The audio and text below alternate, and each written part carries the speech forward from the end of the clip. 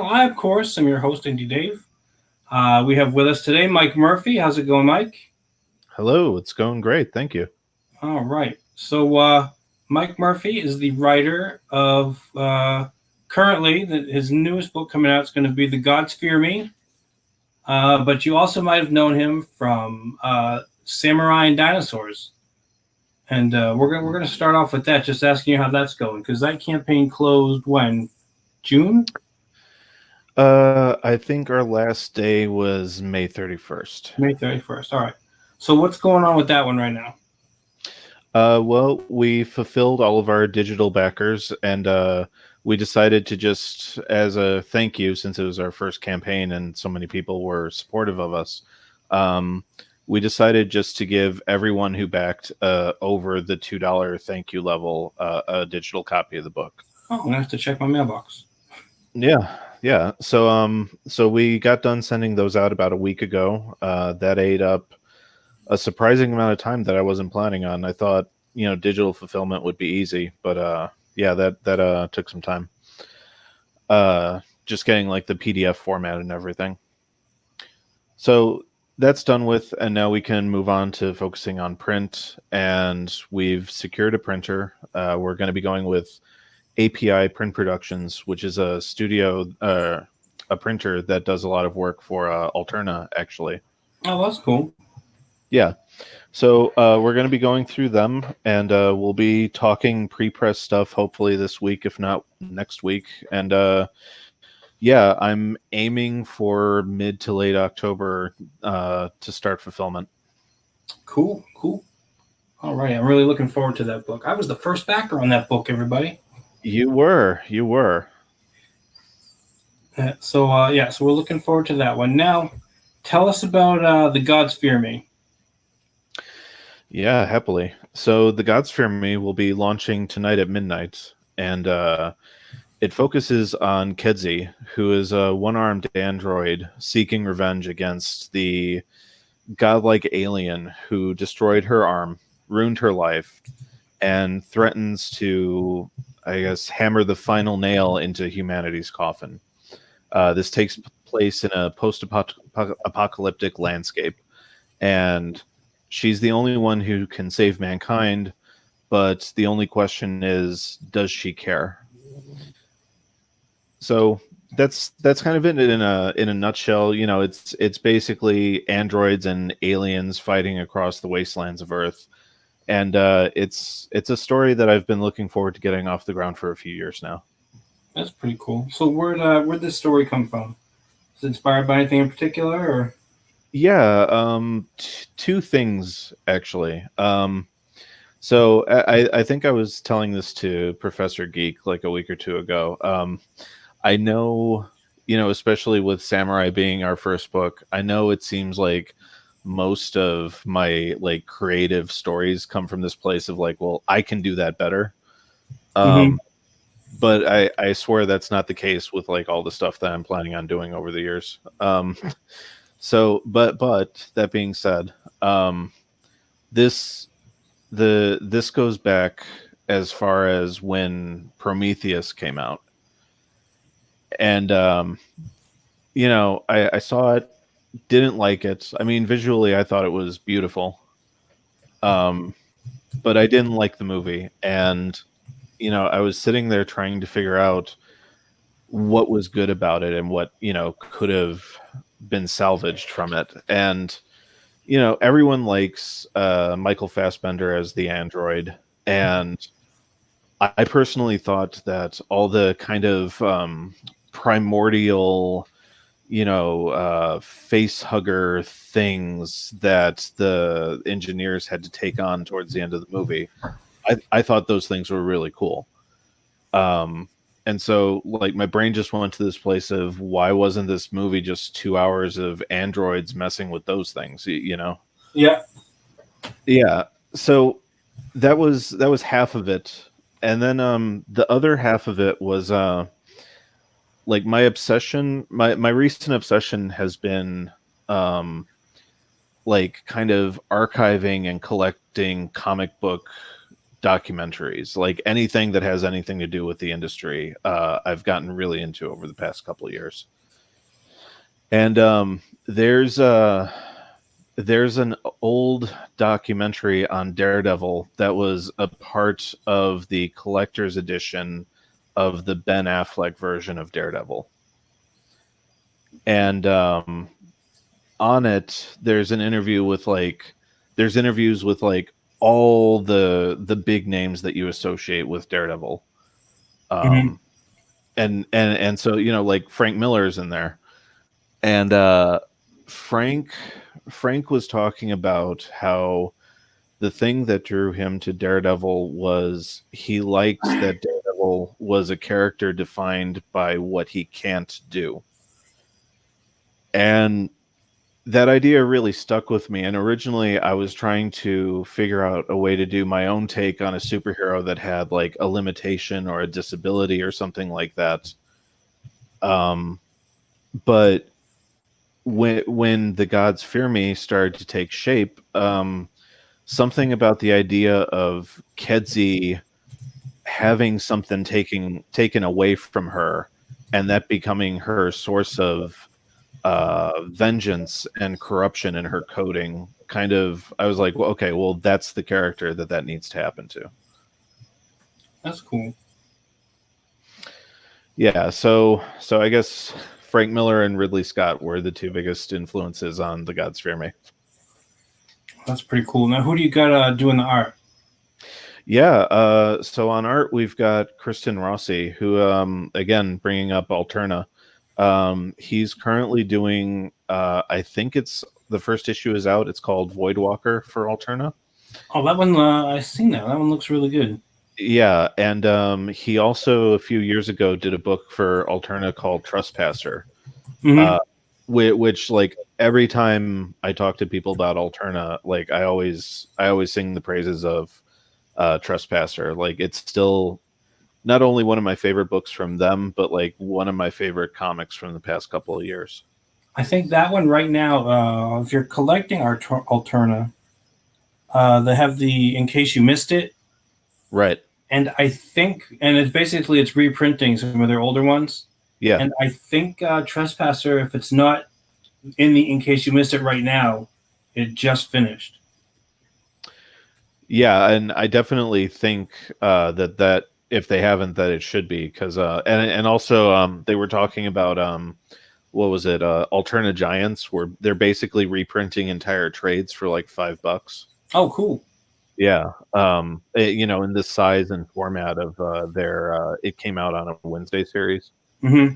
So yeah, like if they do that with Trespasser, I think that book would sell amazing, because it's a really solid 3-issue miniseries, kind of done in one type deal.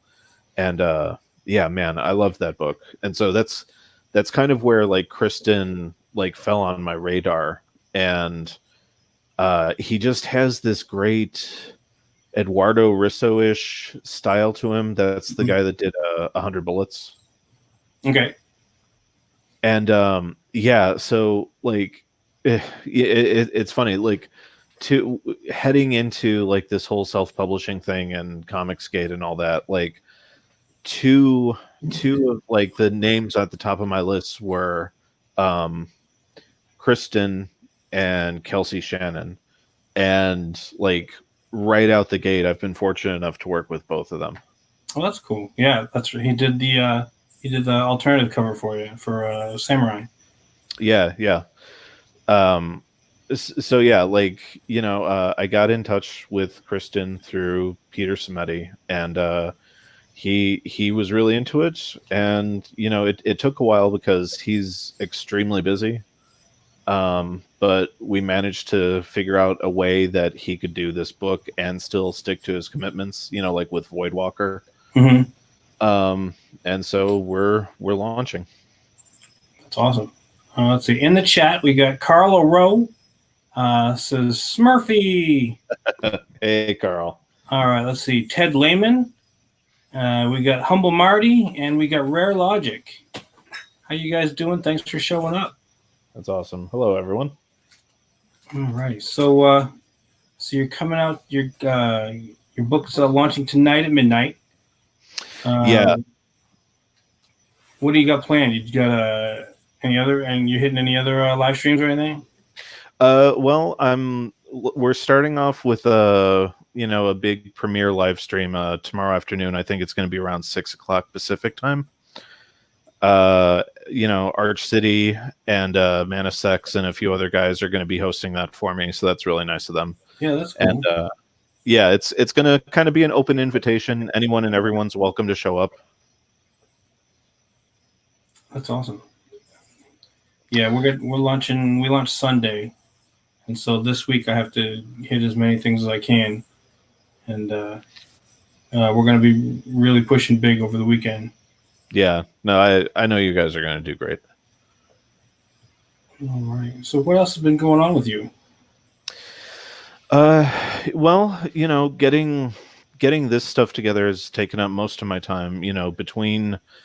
Between like the pre-press work on Samurai and now all the campaign stuff with The Gods Fear Me, I mean that's like 90% of my schedule. Yeah, it gets pretty big. and also like I just sent this out to people who signed up via email for notification. So I just sent them basically a complete campaign overview of everything that's going to go live at midnight. So they're all in the know, but I'll tell you this, and whoever else is listening that didn't sign up for that email will be hearing it first. So there's The Gods Fear Me, but at the same time, one of the stretch goals we're going to be working towards is an entirely separate 22-page book as a bonus. Oh, that's cool. Yeah. It's going to be for like the fall/Halloween season, because we're estimating that if we can get into stretch goal territory, it's probably going to take a month or two. Mm-hmm. So this would line up perfectly around that time. It's going to be a 22-page black and white superhero horror story drawn by Ibai Canales. Oh, cool. Yeah. We like Ibai here. Yeah, he's great, and he was. I told him a little bit about it, and he was really happy to work with it on it with me. Yeah, Ibai, he's really upped his game too. Oh, so much, man! I can't wait to see how Iron Sights 2 looks. Yeah. I don't know. I might have some work for him next year sometime. Yeah, that's great. We'll see. So yeah, man. Like it's 2 projects, but it's essentially 3 books that I'm kind of juggling all at the same time. Wow, that's pretty cool. Yeah. Yeah, it's hard. We gotta, like, both of us have like full-time jobs, and then are basically working hobby time on the book. We're about half done, and then like making sure like the Indiegogo's running good or looks good, and putting that all together. It's all like I don't know. To me, it's nerve-wracking. I want to make sure that everything's perfect. There's no confusion when So if somebody like orders something, you got to make sure it's like, oh, they know exactly what they're getting, and they get exactly what they ordered. I can't even imagine when all that's gonna happen. Yeah, it's the your boy Zach syndrome of like, you hear him and he's like, I just want like one thing. Can I just have one thing listed and I'll buy that one thing? And you're like, dude, that's not how campaigns work. Yeah. Oh, that's the other thing. It's like, no matter. I mean, I try to follow everybody and listen to what they all have to say, and listen to all their advice or whatever. And then like you jump into it, and it's like, I don't know how much of it applies. I'm sure they're telling me all the truth and they're giving me good advice, but you jump into it and it's like, oh, I have no idea now. I thought I had an idea, but now I have no idea what I'm doing. Yeah, like it's kind of a like you have to figure it out on your own, case by case type of thing. Like the first version of the campaign for Samurai that we ran, I tried the your boy Zach approach of just lean and mean. Like it was just the book and like 1 or 2 other tiers. And that didn't work. Like it wasn't it wasn't enough. People wanted more, and realistically, it wasn't enough in terms of like how many people were willing to back versus how much we needed to raise. Yeah. So with the second one, I think we hit this sweet spot of about like 7 perks, and like we're gonna try to stick somewhere around that with the Gods Fear Me. You want to keep it like simple to understand, but not bare bones, where it looks like, well, they don't really have anything. Exactly.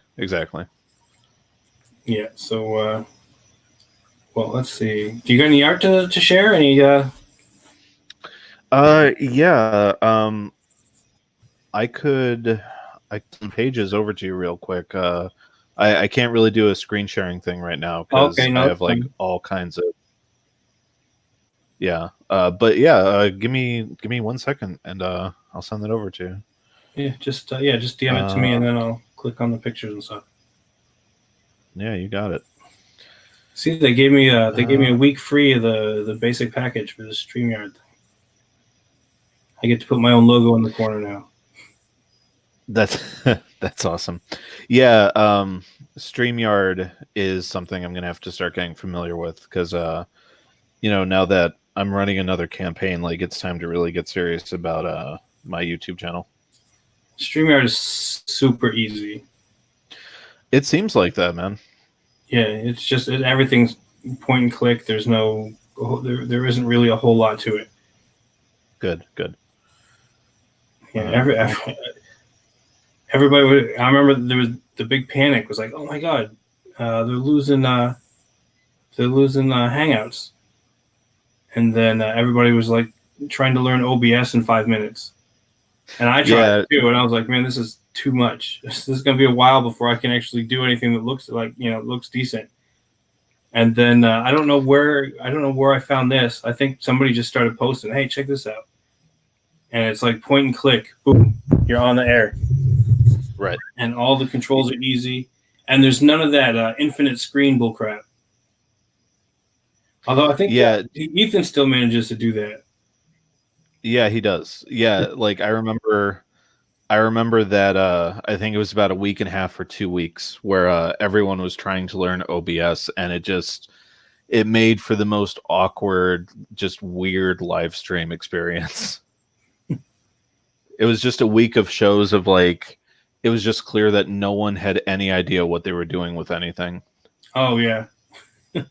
Like I saw so many streams where just whoever was hosting was like, so is it offline? It's like, no, dude, you're still alive.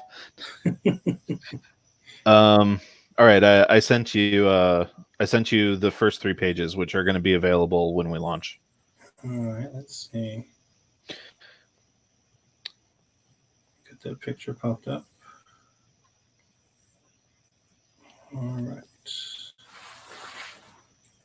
And let's see, dead air. That's always good. Yep. There we go. Did I just take myself out? Okay. Yeah. Okay. No. There we go. All right. Let's take that off. It's, there's on there's a tiny bit of not safe for work content on page 2, but it's all blacked out. Yeah, I saw it. I went through it real quick before. Yeah. Right, so what's going on here in these pics? So cool. Yeah, thanks. So basically, I paid Kristen's page rate out of pocket, and with my that meant I could afford about 3 pages. And I didn't want them to be pages that had nothing to do with like the main book. So essentially what we worked at, pulled an All-Star Superman, and we broke down her origin and what happened to the world and where the world is at now over 3 pages using very simple flashback transitions. So Right. She awakens, and we intercut that with a flashback to when everything went to pot. And then page 2 is, her in the present, fully awoken, and she's given her marching orders, and showing her weapons and gear, and boom, she's out the door, and we get a look at what the world looks like now. Okay, and this is the android. What's her name?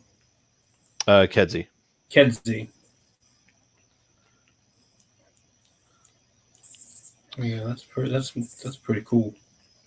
Yeah, I also have an obsession with jetpacks. Like, I have my entire life, and so I always wanted my own Rocketeer character, and so I should say that there was a third influence on Kedzie, and it was definitely the Rocketeer. I wanted her to have a jetpack and a helmet. That's pretty cool.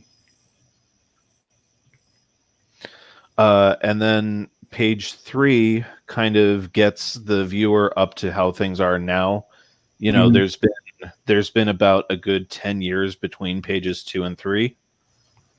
And this is Kedzie right here, right now, in the moment. And this is the instant where everything changes in her life. This is where the marionette, which is one of the old gods, takes her arm. Oh.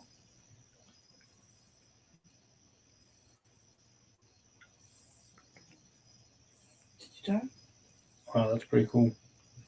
Yeah. This one looks like it's going to be a really good one, too. Yeah, thank you.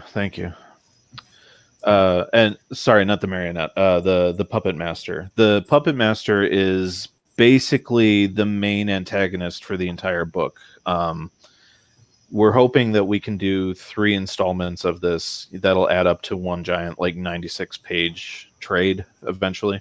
Mm-hmm. And the puppet master and what he is and what he can do is kind of central to most of the plot for the entire book.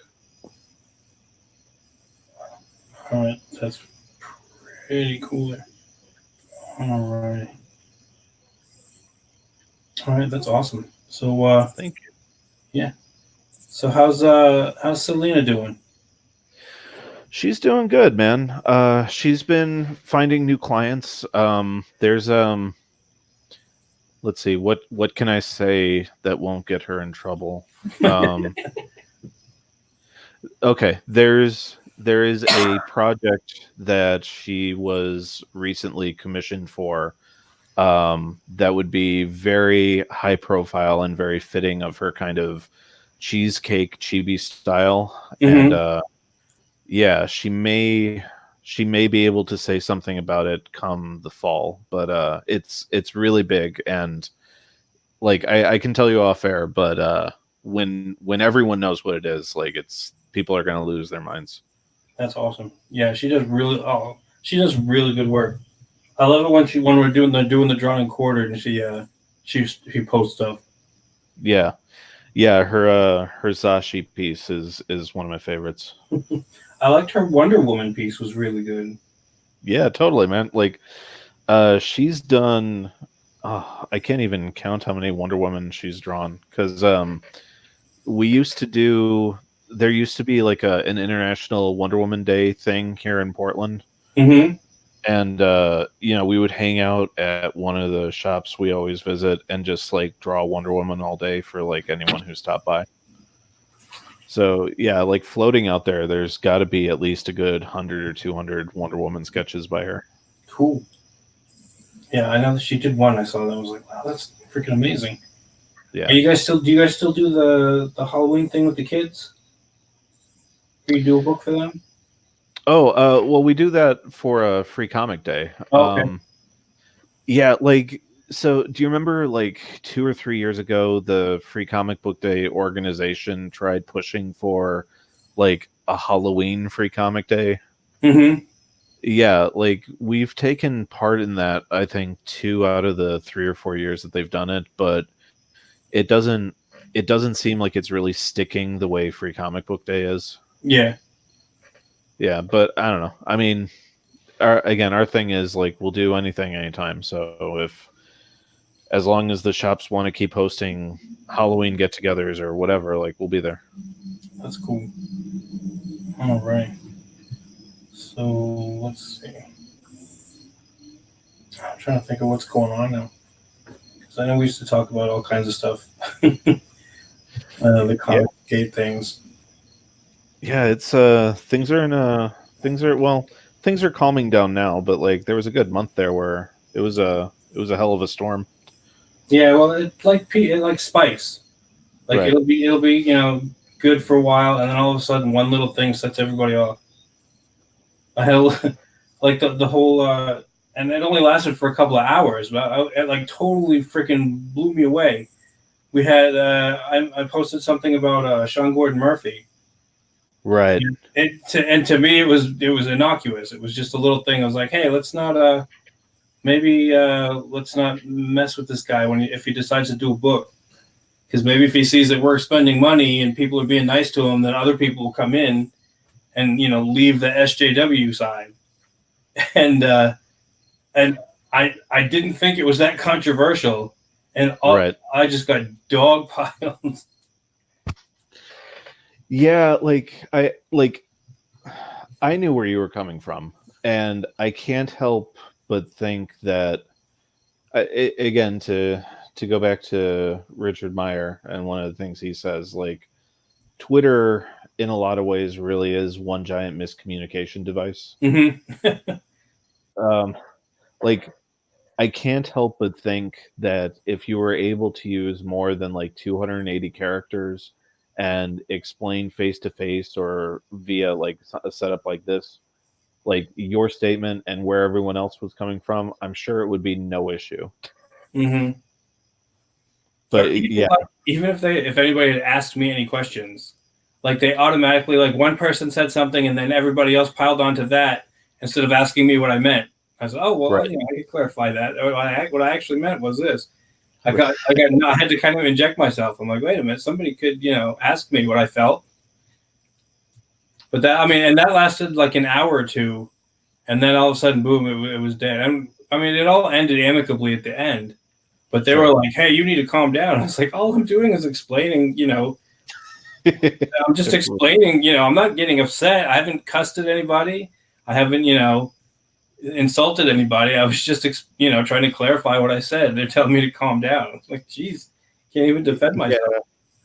Yeah, man, the way that Twitter algorithm like propagates tweets out into the wild and the way like retweeting stuff like keeps it going and going and going, like basically big time stuff like that, you just kind of have to sit out like a storm.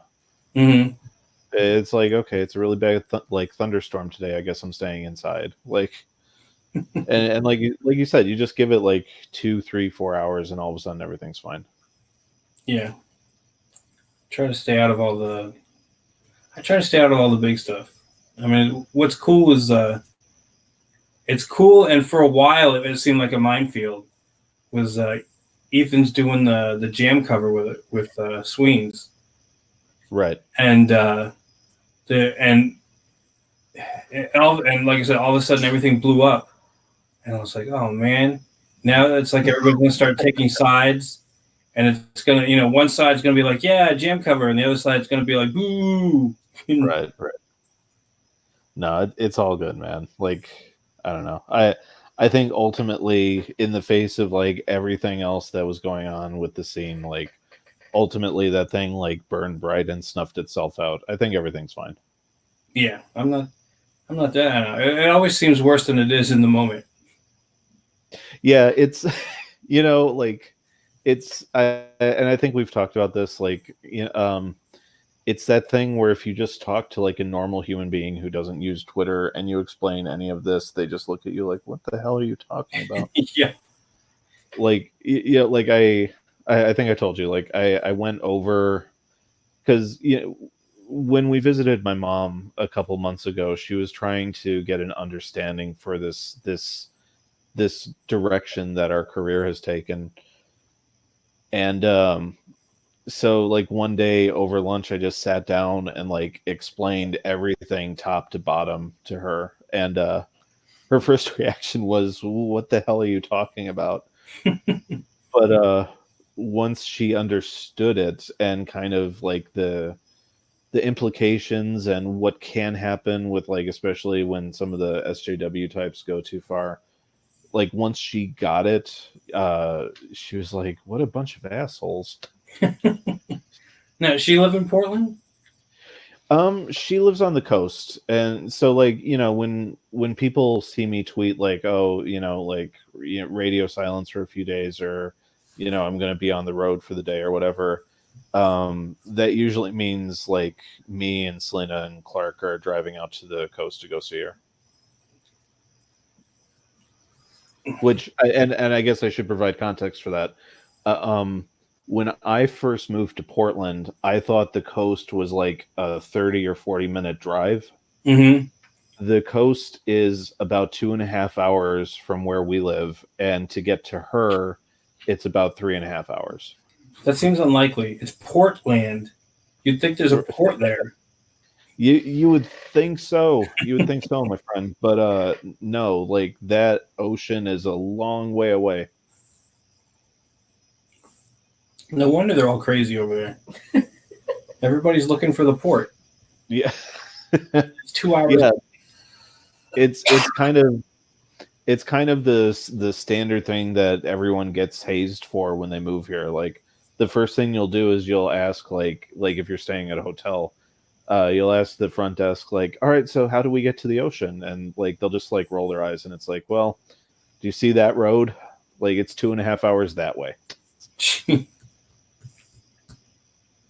Yeah, we had a Portland, Maine place, and but that was actually on the water. Yeah. I think it was just as SJW, to tell you the truth. Mm-hmm. Yeah, Portland, Maine is a place like I kind of want to see, but I don't think I would ever consider living in. I lived in Maine for how many years? 2. Yeah, we lived in Maine for two or 3 years, and it's nice in the summer. It was beautiful. And then in the summer, it's absolutely gorgeous. The southern part doesn't get as much snow. Yeah, but once you hit it in the wintertime, forget it. Yeah, it's rough, huh? You don't want to go north of Portland. Yeah, anything north of Portland, Maine is forget Too it. much snow. It's too much snow. It's a wasteland because like everybody lives either in Portland or south in southern Maine. They live on the ocean. Yeah, and nobody. Well, I mean, people do live in northern Maine, but it's sparse.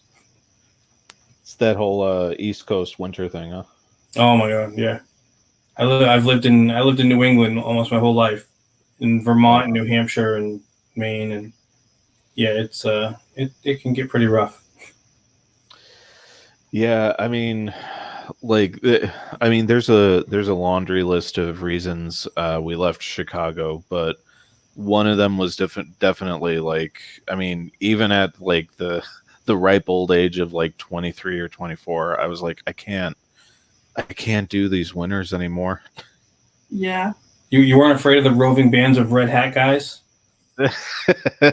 yeah, that time that I went out for a Subway sandwich at 2 a.m.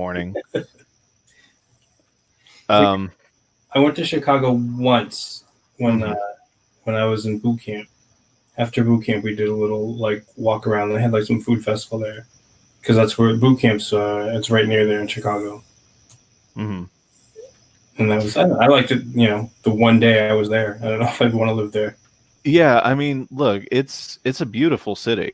I mean, and definitely like watching certain movies once in a while. Like there's that missing home vibe that you get. Mm-hmm.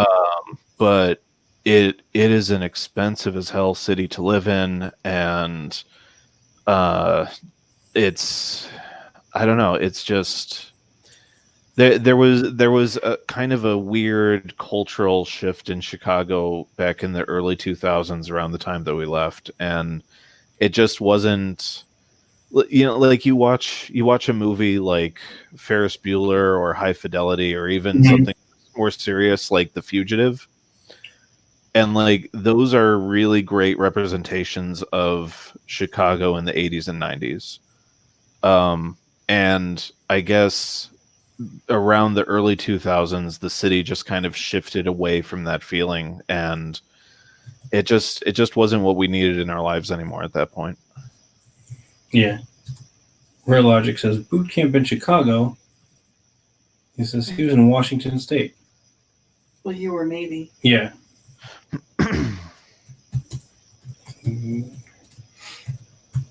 Yeah. You know, you bring up the whole Jesse thing from with the roving band of Red Hats, and it's like Selena and I checked out that new Chappelle special last night, and he touches on. I want to see that.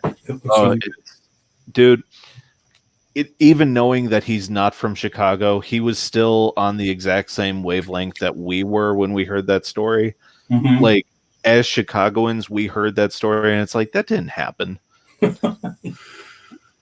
Like, the part of Chicago that he was in, and the whole thing of, like, they were carrying rope. Like, there's this part where Chappelle's like, anyone from Chicago? And like a bunch of people applaud and clap and scream, and he's like, "You ever seen people with rope?" And it's like, no one has rope in Chicago. What are you talking about? Carrying bleach around. Yeah, exactly. At 2 a.m. in the middle of winter, like, and again, like Chicago winters, it's like there's no one outside. That didn't happen, man. Anywhere north, 2 a.m, no one's outside in the middle of winter. Yeah, exactly. Exactly. Because they get, Windy City and all that. Man, like, those winters are no joke. I mean, they can't hold a candle to like winters that I've heard about, Detroit or like somewhere like Buffalo. But man, like Chicago winters can be just awful. It's the wind, really, that kills you no matter where you are. And Chicago's super bad because it's right down the lake. Yeah. Like, I mean, most of my childhood memories when it comes to winters are just, like my parents sending me out at like 6:30 in the morning to like, clean off the car and like get the engine warmed up, and just standing there with that little scraper trying to get the ice and the snow off the windshield, and just the wind is just cutting through you like a knife. You can't wear enough layers. Yeah. So yeah, like I don't know. Like I miss some things about the city, but I don't know. Even though we're at the point now where we're talking about leaving Portland, I don't regret the move that we made. You wouldn't go back to Chicago though, right? No. Like we visited last time in 2014 when we moved my mom from Chicago to here. Mm-hmm. And even then it was clear, like, all right, this is just a completely different place. Like it's not home anymore. Right. Yeah. That's kind of how I feel about when we go home to visit family in New England. I miss it. I love being there and seeing everyone. Sure. But I don't want to go back to it. No, I get you. If anything, we'll move further south. Yeah, I mean, like I hear you. Like there are places on the table right now, and most of them are south. Like we're kind of considering maybe outside of LA. We're considering maybe somewhere in Texas. Texas or Arizona if you're going to go south. You don't want to live in California. It's too expensive. Yeah, I don't want to. It's a matter of there being family there, though. Right. Like, yeah. Like the main thing right now is, it's literally because my mom lives like 3.5 hours away, so she might as well be living in another state. Mm-hmm. Right.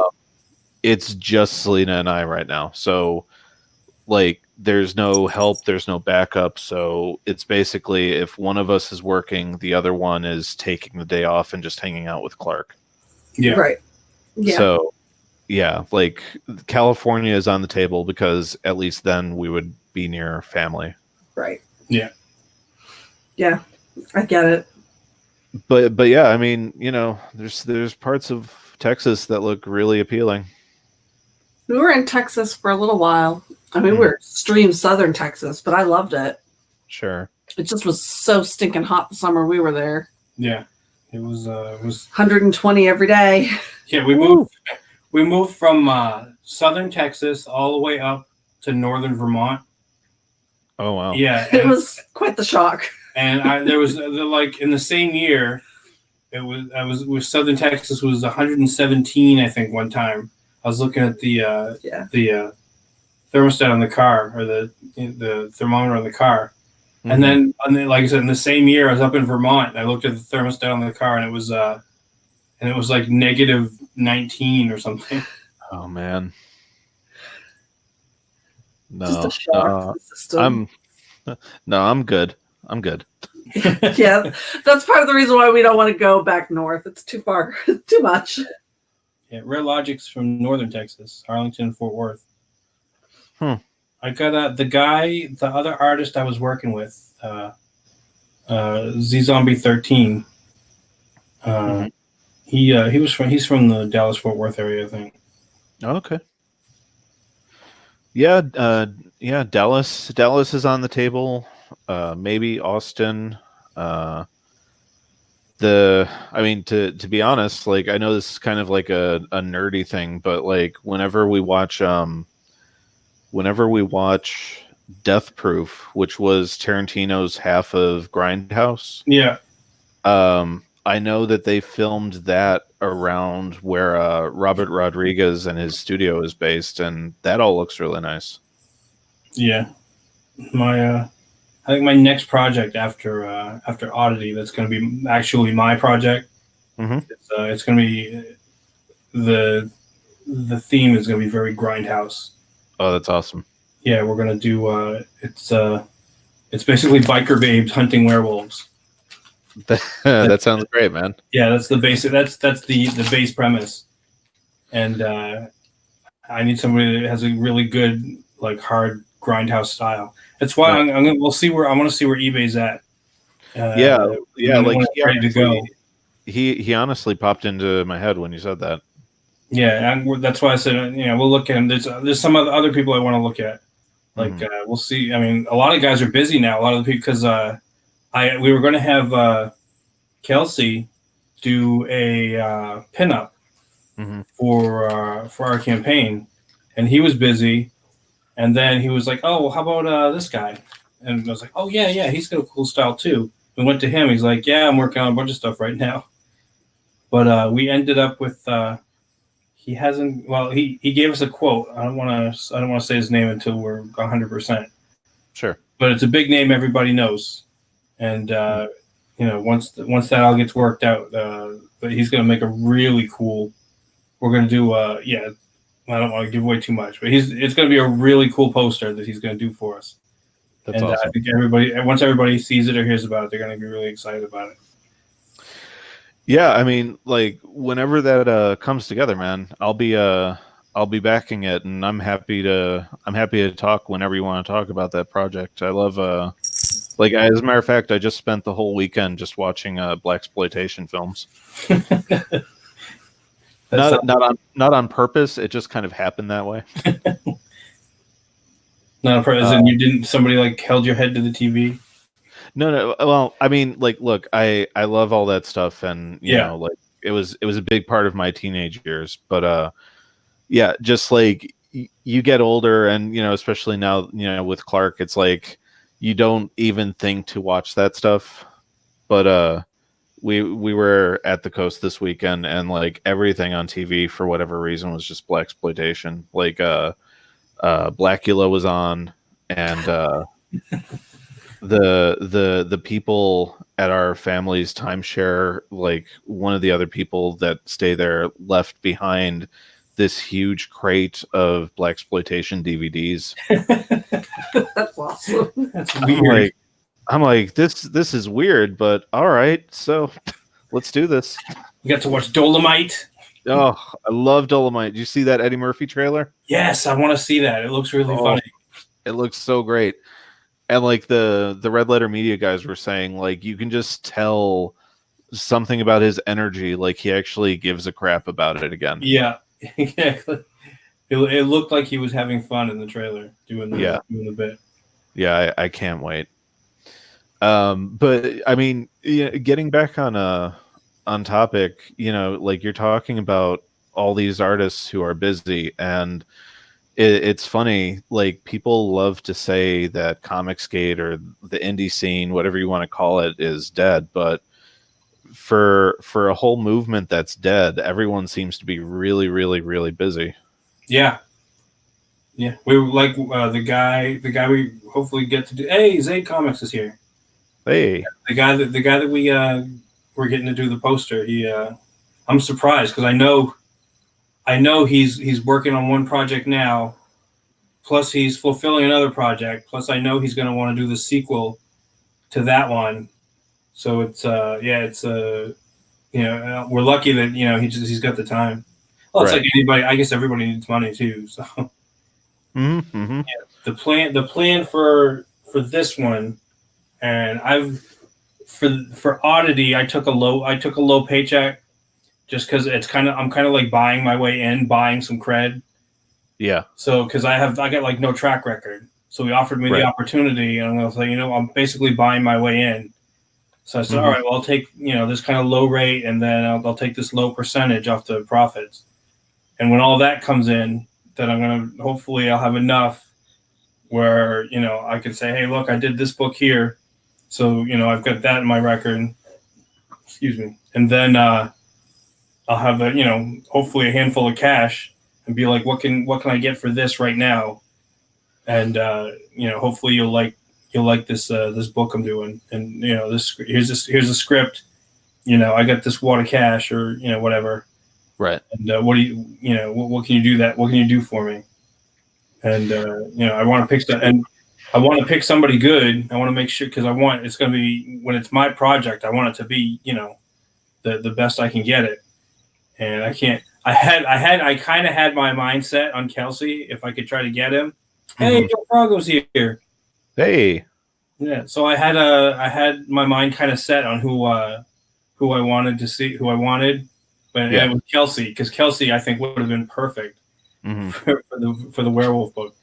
But I was like, but he's actually under contract right now, so he's kind of exclusive with the Brightwazers.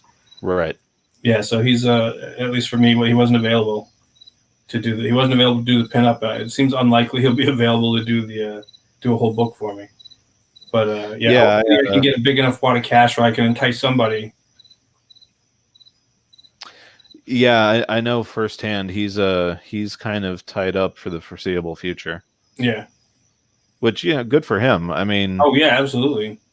Like his talent is off the charts, and he deserves it.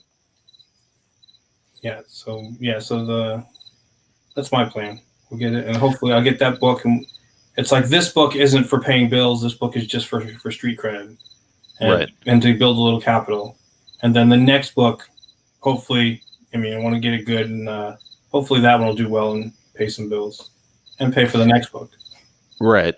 Yeah, like you always want that nest egg so that you can invest in the next project.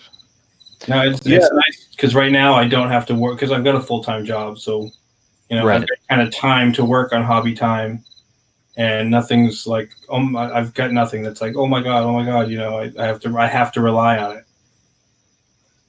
Yeah, Joe Frago, here's crickets, and that's coming from my window.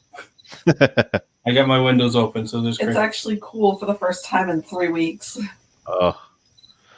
Yeah, we're suffering here. It's 100 today, and it's going to be 100 tomorrow.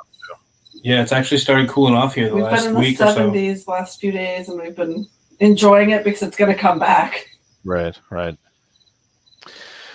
Well, yeah. It's funny you talk about like buying your way in, because back before we knew that Samurai was going to work, kind of the Gods Fear Me was our in case things go wrong, buying our way in thing, and largely with the efforts of Kristen. Like that was totally going to be like, okay, well, and thankfully, like with Samurai, it turned out to be successful, and it's helped us build a name for ourselves in the scene, and things have worked out. But our plan was like, okay, if this goes absolutely nowhere, then we're basically just going to pay an established artist who has a recognizable name and style, and we'll just buy our way into the whole thing if we have to. But thankfully that didn't happen, and now it can just be, well, this is what we're genuinely passionate about, and we just want to make a comic for all of you. Yeah, we get a lot of good. Joe Frago's a good guy. He's a good fan. Tweets out a lot, really, and there's a few other guys that have been really cool to us. And this book is for the fans. It's written for fans. It's written for people to enjoy and like, and nobody's going to I don't know. Nobody's going to be like, oh, it's got some kind of agenda or message or whatever. It's just meant to be fun. Hey, Dragon's here too. Hey. Yeah. So I mean, the book is. It's going to be some. There's going to be some horror elements. There's going to be a lot of humor. We're going to make it, a good, funny book.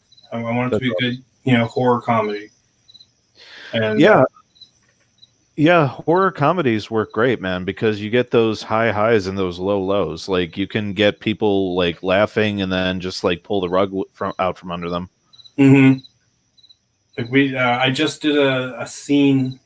I just came up with a scene last night. I was talking with Sweens. We did a show last night, and then after the show, I was sitting down. I was thinking about stuff I want to do because I'm trying to. It's supposed to be 48 pages. I think it might end up being a little more, but I'm trying to put as much into each page. Like I get like two different things I have to explain. So I'm like, all right, well, we're gonna try to put as much into one page as we can. Yeah, like we get another character who's like he's kind of like Art Bell. And he has a TV show. They discuss the paranormal, and it's that show that kicks off some of the action because he puts out kind of a reward for oddity. Nice. Yeah. So now before initially it was just going to be, well, that's it. At the beginning he does the show and that kicks everything off. But now I'm like, well, why don't we have him throughout at different spots wherever the action's happening. And he's like the reporter on the scene. We'll make him like the reporter in the Incredible Hulk TV show, where he kind of follows around and is asking questions and stuff. And right. Using that, it helps actually kick off some of the action. It helps kind of tie stuff together. Sure. And I can see it being in terms of like plot and structure. I can see it being like a good way to help indicate like an action or a scene. Yeah. So that's it's a way to tie everything together, and hopefully it's going to work. I got some funny jokes in there. It's going to be some gross out humor. It's going to be some kind of some more cerebral humor. We'll try to mix it up. Have something for everybody. And as long as everybody gets a laugh out of it, I kind of wrote the last scene in my head too, and the last scene is a joke. It's kind of a big joke. The last at the very end, I think it's gonna be like, it's gonna be really funny. The whole book is gonna be a good book. And we don't try to do I don't know, the kind of silly humor they do in some of these SJW books and some of the Marvel Domino books and stuff like that. None of that silly Billy humor.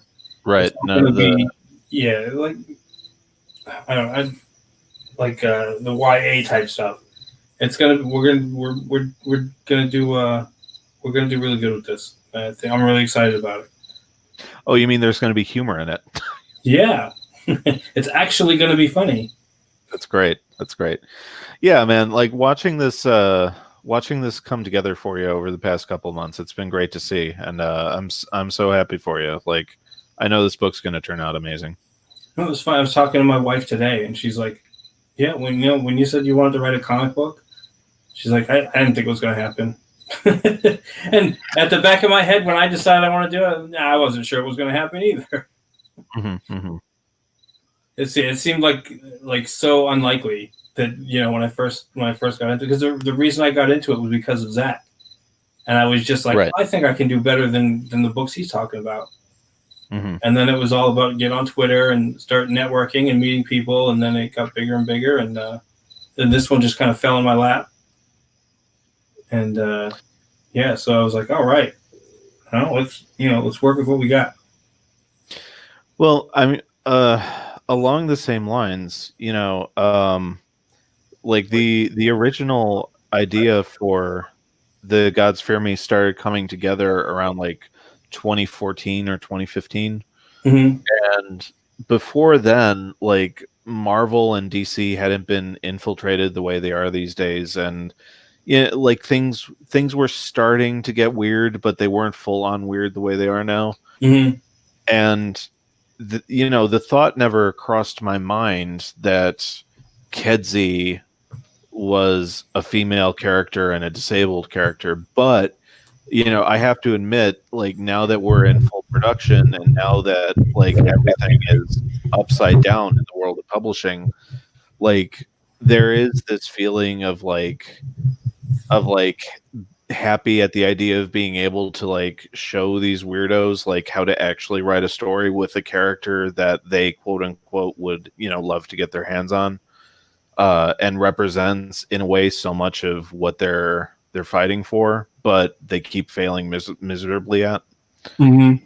Like the thought never crossed my mind to have Kedzie represent any of that, but now that I'm here, it's like, well, okay, like if this is who she is, like there's kind of a sense of pride at the idea of like having something on the shelves, so to speak, that like in my opinion at least will successfully do what they're trying so hard and failing miserably at. Yeah, that's excuse me, sorry. No, it's okay. Yeah, that's it's all about putting out. They always say, these guys are like, oh, I'm writing the book that I would like to see on the shelves. Right. Like, no. It's like, no, you're not. Write the book that will put money in your pocket. Exactly. Like, Kedzie and her world come first, and Mm-hmm. all the other stuff is like nuance and layers. Like you see like a Mark Waid or whoever like promoting these characters as like, he's gay or she's black or whatever, and you're just like the whole thing that Marvel was doing with the Eternals promotional thing at D23.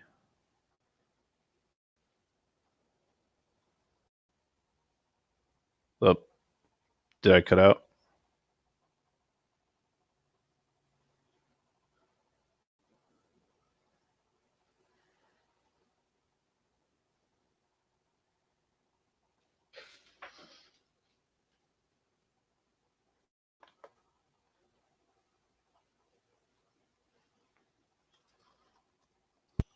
Sorry, guys. This actually happens on my computer sometimes. My mic, for whatever reason, Mm-hmm. it logs off of the browser. Oh, weird. Are you still there? Yeah, can you hear me? I can hear you now. Okay, cool. All right, so you said something about Mark Waid at D23. Right. Yeah, it like basically just equating everything we were talking about to the D23 reveal that Marvel did of the Eternals, where they just spent the whole time talking about how one of the characters was gay. Yeah. And you're just like, I don't care at all. Like, what is the movie? Will it be interesting? Will it be well directed and well written? Like, I don't care. That's not how you sell a movie. Like, that's just saying that's the equivalent of saying like, hey, there's set pieces and furniture and scenery in this movie. It's like, I don't care. That's not a thing. All of the things whenever they talk about that, to me, that's the least interesting part about anybody. Right. Skin color is the least interesting part about a person. I want to hear what they're struggling with. I want to hear, what they think about stuff on a certain level. I mean, if they're constantly, talking about their skin color or whatever, that's just not interesting. Who does that? Right. It's just not natural, and it doesn't make this. It takes me right out of the story. I've seen some of these magazines where they're doing previews of different books or even publishers. And I saw one. It was an indie publisher, and it was right off the bat. Their description is, "Oh, we're doing books about talking LGBT issues," and it, bam, turns me right off. I'm like, all right, that's not anything I'm interested in, so I'm not going to read any of your books. Right. Exactly. Like I could not care less, and they immediately go to the whole thing of like, well, of course you wouldn't because you're like a straight cisgender heterosexual white man, and it's like, no, like my wife's Latin. She couldn't give a shit either. Like none of this stuff matters to the people you think it matters to. Imagine if that's how I pitched a book. I'm like, this book is about a straight white man who who fights crime, and everybody be like, why'd you have to tell us he was a straight white man? Right. Nobody cares about that. I don't know, man. Like, I mean, unfortunately, I feel like the South Park guys made a joke about this like a year or two ago. Like they had these two old farmers who were caught in the middle of like a wave of SJW nonsense, and they're sitting out there on the ranch, and they're doing the old man Muppet thing of like, this is as bad as it was in '93, and it's like, I remember the kind of PC boom of the early '90s and how that burned itself out within like 4 or 5 years. Yeah. And I don't know that the same thing's going to happen now, because we're like 5 or 6 years into it, and like everyone's just kind of digging their heels into the sand. Yeah, I like this. It almost seems like it points to one thing that happened at the end of 2016. Right.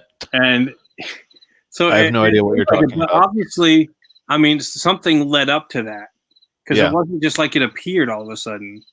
Right. Some people say, oh, well, everybody went crazy after the election. Well, the reason that I'm not a big Trump guy. This isn't really about politics, but it's like the reason that he won was because everything was so crazy. Right. It kind of led to, to him getting in there. People wanted, I don't know if they thought he was going to stop anything or whatever, but they kind of wanted the opposite reaction. Right. Yeah. And like, without like getting into jokes and like spoiling stuff for you, like this was another thing that Chappelle touched on, like the way, like if you're not a fan of Trump, the way that you deal with that isn't to dig your heels into the sand and just like start screaming out whatever epithet you can think of. Like that's not going to get the change that you think it's going to bring about, and all you're doing is helping to lock up 2020. And I, after like 3+ years now, those people who aren't in Trump's corner, like I don't think they get that. Yeah. And that's I never understood why. I remember this, like during the election, it was like, well, everybody who doesn't want to vote, basically the news kept spouting, it's like anybody that doesn't vote for Hillary is an idiot. Oh, well, yeah. That doesn't get people to your side to do Right. that. Well, we're idiots because you said so. Yeah, we're going to change our vote now. Right. That doesn't happen. Like you said, it just gets people to dig their heels in. Yep.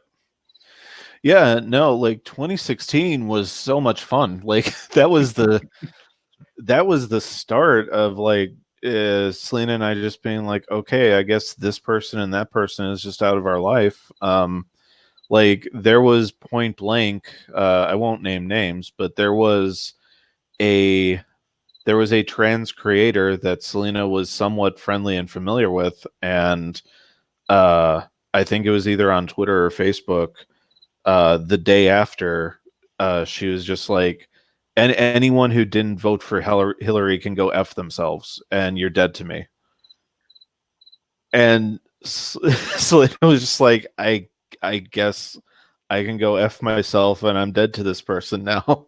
It's like, okay.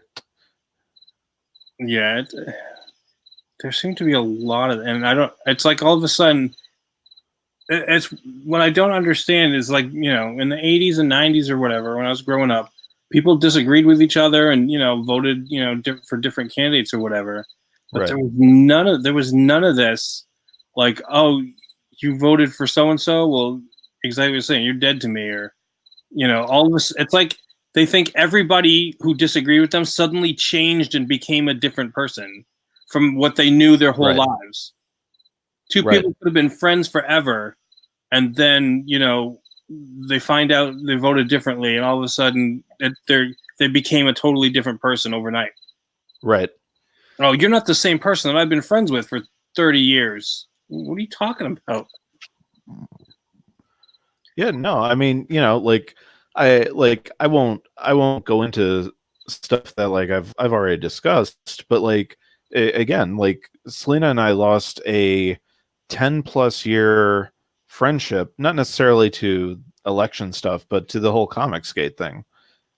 Which, you know, like if you want to extrapolate, in a way, kind of sort of is tied to all the cultural stuff going on. Yeah, like two people who had been a part of our lives for more than a decade were just like, all right, we're out. And it's like, okay, like you were family, like you were going to be like aunt and uncle to our kid, but sure, because you don't like that we use a hashtag, I guess have a good life. Yeah, it's I don't know. I don't understand. Well, I guess I understand, but it's still. I just think it's dumb. Right. The way people can just disagree with each other, and, you know, and I don't. I guess maybe some people on the right do the same thing, where it's like, oh, you voted for Hillary, you know, I don't want to talk to you anymore. Hmm. But I don't know anybody that ever did that. Anytime Right. I see it, it's always from the other side. Oh, you voted for him? Well, like, no, it couldn't have been because your candidate sucked. And the other thing, God, we're getting into politics, like real politics. But the other thing, and, you know, I'll keep just to keep it basic. It's like, well, I've been, you know, Republican, conservative my whole life. Hmm. The reason I didn't vote for your candidate is because I wouldn't have voted for her any time before. Right. I wouldn't have voted for anybody who, you know, who's that candidate, because I generally don't. Unless, I mean, they would really have to show me. My big thing is the gun issue. All right, I'm a big gun nut. Hmm. So I want to say it was Bill Weld. There was one Democrat that was okay on guns. And maybe possibly if they had let him win the primary, he might have, you know, he was a lot more centrist and might have calmed everything down.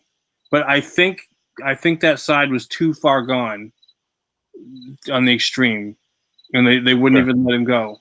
They wouldn't let him through. It had to be Hillary. And it's like, look, I wouldn't have voted for her. I wouldn't have voted for anybody on that panel just because I always vote this side. I'm not suddenly a bigot because I don't want to vote for whoever for your side. Right. And it, you know, like it cracks me up because it's like, like this is coming from someone like, you know, both Selena and myself. Like we didn't necessarily vote for Trump either. Like, but it's just this thing of like, but guys, like even you didn't want Hillary. Like 8 years ago, we all decided no, like Hillary's the wrong person for this job. It should be this other guy. Like we decided this over the course of a decade. Why are we having this conversation again? Mm-hmm. Yeah, it's because it was her turn, and that's. I think that attitude really stood out. Mm-hmm. I think really everybody really got, especially because they were rigging the primaries and stuff. Everybody was really thinking that she had this attitude that it was just her turn. So Right. she just took it for granted that they were going to give it to her. Well, sure. I mean, there's that famous story that she had her her victory speech all written, and when the polls started to shift, she just went to her hotel room and locked the door.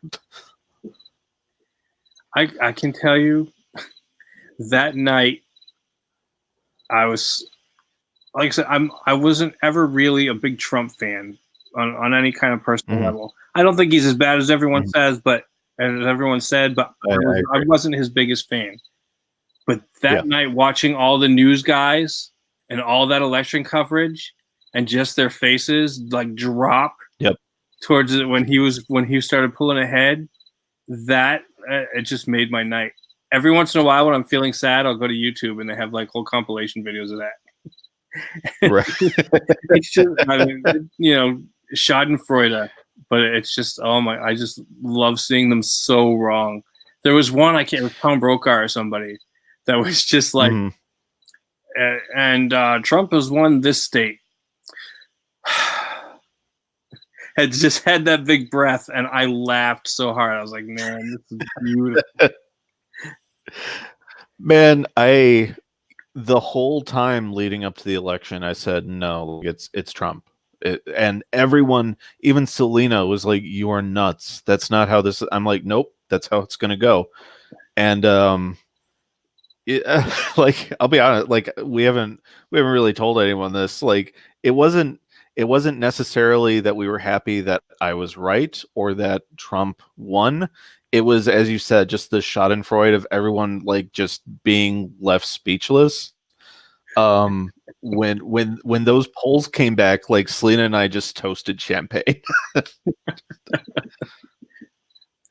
Yeah, it was. I was.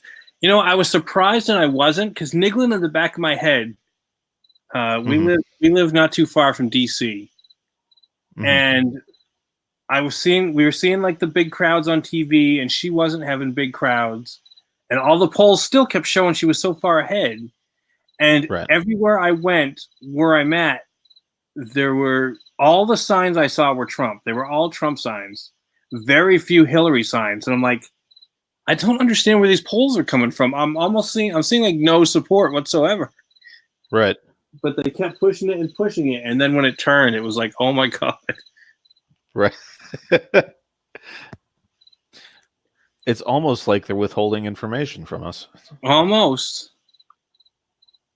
And that hurt them. That hurt them too, because I think a lot of people, I mean, they worked against themselves, because a lot of people are like, oh, she's going to win. I don't even have to show up to the polls. And I think that hurt her a lot too. People didn't show up because it's just like, oh, she's going to win. I don't have to go. Right. Because the polls are so far ahead. Yeah. And, you know, now, I mean, for better or worse, like now we're just in this place where just everything's divided. And, you know, like there's a part of me that is glad that things are this way, because I think culturally we got too far removed from where people stand, you know, in terms of honesty and integrity. But, you know, there is the like peaceful side of me that's like, hey, I don't care what you think. I don't care what box you checked. Like, I just want to go grab some coffee and pizza. Do you want to do that? Like, that's how I want to treat people. And I don't know if we're culturally going to get back there anytime soon. I know, as long, like, I don't know, it's tough, because I'm like that too. You know, for the most normal people, it's all about, all right, I just want to go to work and, you know, take care of my family, pay my bills. And, you know, as long as the guy up there isn't, you know, taking all my money, you know, for the most part, that's what the average person, that's all they care about. Taking care of their bills, watching out for themselves and their family, for themselves and their family. And when people, and part of the thing is people getting outraged. Like, I don't know if it, honestly, they say it's fake outrage, faux outrage. I don't know how much of it is actually fake, or if they really psych themselves into thinking everybody's racist. or they really Right. psych themselves into thinking everybody is a freaking Nazi or whatever. Yeah, and Half then the time when they say that, I just want to say, look, you don't really believe that. I know you don't, because it doesn't make any sense, and I can't imagine you're really that big an idiot. It's like they say it because they know they can get away with it, and it's like when they call you a Nazi, when they call you a white supremacist, it's the same thing as them sticking their fingers in their ears going la, la, la, la, la, so they don't have to hear what the argument is. It's exactly the same thing. right, exactly. Or like you'll get like an Erica Henderson type, the artist who used to work on Squirrel Girl. You'll get a person like her who says some nonsense like even a non-political stance is taking a political stance, and it's like, well, that's just a way for you to deadlock the conversation so that there is no conversation. Because if I say I don't want to discuss politics, or I'm not trying to create art that is specifically designed around politics, you're saying, well, I'm still doing that. And it's like, just get out of here with that nonsense. Yeah, you don't get to determine what I'm thinking. Right. Rusty Deo, how's it going, man? Hey. I don't think I've ever seen him in the chat before. I could be totally wrong. But hey, thanks for joining us, man. Thank you. Let's see. Paranoia. Let's see. Paranoia and social media are a heck of a crazy. Yeah. I think people get way too into, instead of worrying about, and it's why these freaking people live in an apartment with 20 roommates eating cat food. Right. Because they're not worried about themselves for some reason. They think they think they're entitled to something from life or somebody. Somebody's supposed to put money in their pockets and they don't have to do anything about it. And they think it's just going to happen at some point. So they get on Twitter, they get wherever, and they just, outrage about stuff because they feel like being outraged. Or, worse still, and I mean, sadly, this was the case with, our friends who stepped away from us. Like, you get that personality type and they become shut-ins, and social media becomes their window to the world, and they become convinced that that's how things really are. Mm-hmm. Like my friend, I remember before things went bad, like we were having a serious conversation about all this stuff, and he honestly said to me, well, like the day after the elections, like I stepped outside my apartment and I was honestly scared, like having to deal with my neighbors. I didn't know who I was living around. And it's like, I almost said his name. Like you live in Portland, man. You live in one of the safest white bread towns in the country. Like, no one's going to do anything to you, man. But it kind of becomes how they view the world, because they never leave the house, they never leave social media, and it's just, well, this is what reality is.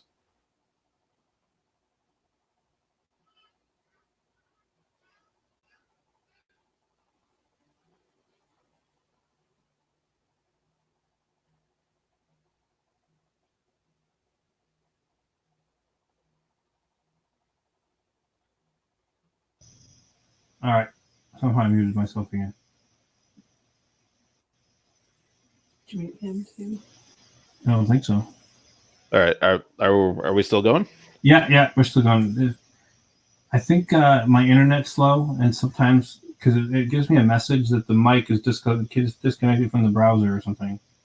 Okay. All right. So I think every once in a while it just shuts off. It's Comcast. Gotcha. Yeah, Comcast. Comcast doesn't like me. It's because we're talking about Trump. Right. Exactly.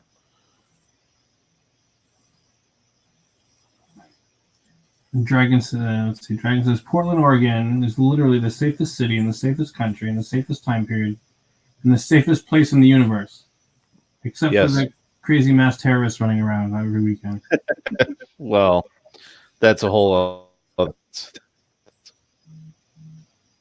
Yeah, just about. But yeah, like most small towns, 99% of the country, as far as area-wise, like just geographically, is about the safest place you can be in the whole world.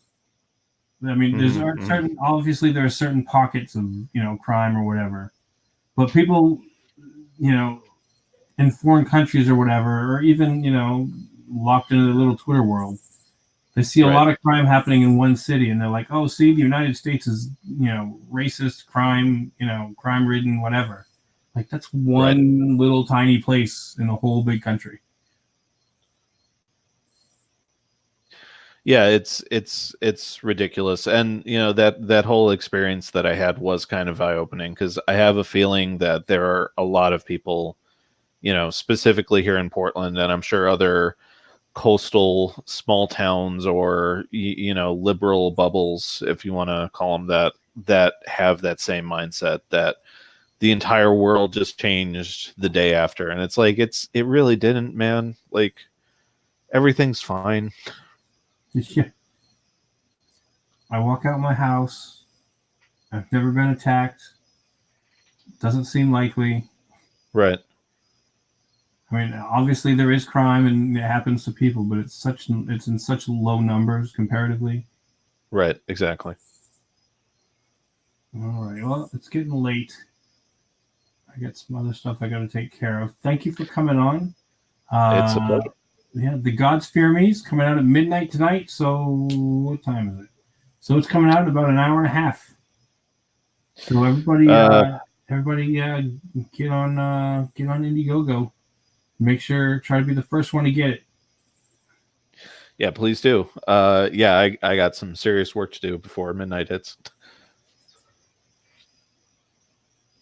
But yeah, thanks for having me on. I had a great time, and please, everyone listening, check out The Gods Fear Me, coming your way in about 3 hours my time. Yeah. All right. Oh, so it's your time. Okay. I forget. Pacific. I keep forgetting that your time is messed up, and it's not regular. My time is regular, and your time is all messed up. So, your time is messed up, and my time is regular. All right, yeah. So, all right. So, again, thanks for coming on. Hey, thanks for everybody hanging out in the chat and coming to listen to us ramble about politics instead of comic books. And I'll be streaming all week, rain or shine, whoever, if Ethan's on or not. We're pushing Oddity pretty good. It's going to come out coming out on Sunday, so just a few days after The Gods Fear Me. And we'll be racing to the front here. Awesome. All right. So hey, have a good night, Mike, and we'll have you on after you launch too in a couple of weeks maybe. Sounds great. Thanks a lot. All right. Take it easy, man. Later. Take it easy, chat.